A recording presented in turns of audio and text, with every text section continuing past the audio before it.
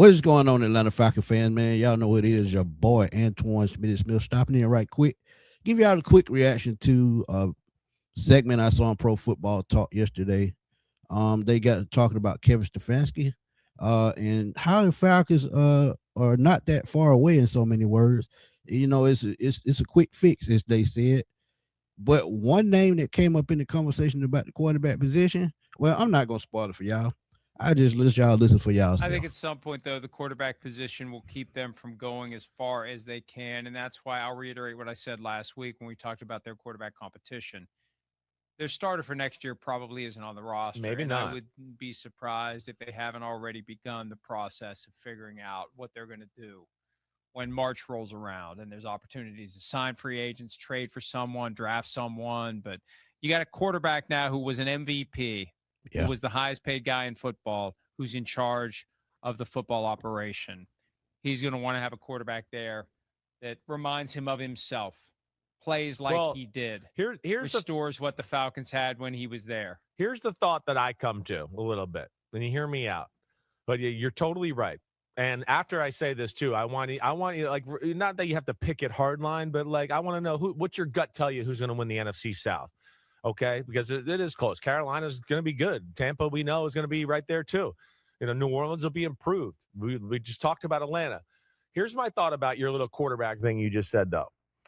We've been talking about this guy in Baltimore going to Miami if he doesn't sign a new contract. To me, this is the other one to watch out for, is if he doesn't sign a new contract in Baltimore, Superman, Lamar Jackson, I would say Atlanta would be one of those places that would be in play for Lamar Jackson. That would be my 2 cents, my spidey senses and connecting dots and stuff like that. And you brought. Are you hearing things beyond the No, things no. that I shared with you? Oh, I don't even remember. Remember, we had this conversation last week. Holy crap! Off air. Yes, I have had conversations with other people around the league. Well, it's funny. I've had a few conversations with people about this. You're right. I forgot we had this conversation. Damn, you scared me there for a minute. I was like, did I share something with Mike? But yeah, I could see that happening. And your malloquial tricks, get them off me, okay?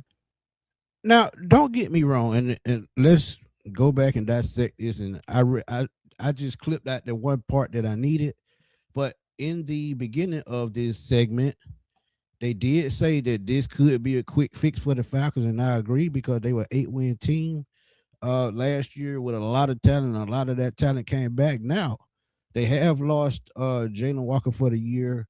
Then when you look at James Pierce Jr., probably going to miss time. It's pretty bad on defense, but not bad on defense, but we lost a lot early on. And I've been talking about this for about 2 or 3 years, and if y'all been following me, y'all know. But I'm gonna be honest with y'all. I'm almost off the Lamar Jackson train because he's won 2 MVPs. He's got the best running back in the league in Derrick Henry at one point. He's finally got weapons on offense that should push him to the next level. That defense is going to be next level this year. And really this year depends on if he's going to stay in Baltimore, because if they don't win a Super Bowl or get close to a Super Bowl, his time in Baltimore is up. And it's no reason to stay there because you've done all you can do in that city. So it will be time to move on. He's about 29, 28, 29, 30. He's in the 29, 30 range. So he's still got time in this league. However, the number you're looking at with Lamar Jackson, as far as a new contract, is going to be $65 to $70 million. He's going to reset the market just like he did about 5 years ago or so. And the Falcons can't afford it, but will they be willing to pay that kind of money? And I said on the previous live that the way the Falcons are saving money right now, they got $38 million right now in salary cap space. They're going to have $100 million next year. They backloaded a lot of those contracts. They're going to have their key guys, Kyle Pitts, Drake London, and Bijan Robinson on offense for at least the next 3 to 4 years.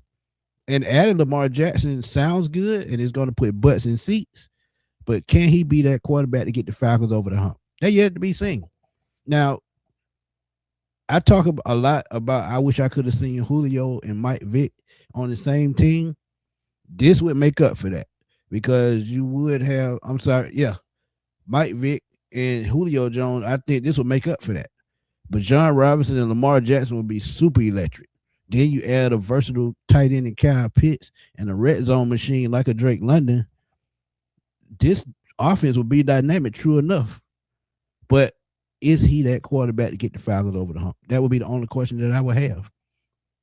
He's exciting. He's talented. Decent arm strength. Still has the legs to run the football. So this offense will be hard to stop. But does he have the mental capacity to get this team over the hump? Only question I would have. But Lamar Jackson to the Atlanta Falcons. Here we go again. That's why I titled it that. Let me know what y'all think, man. Drop them comments in the comment box. Let's debate. Let's have fun as always, man. Y'all know how we do it on Sports Machine. This your boy Antoine Smith signing off. I will holler at y'all soon, man. Peace.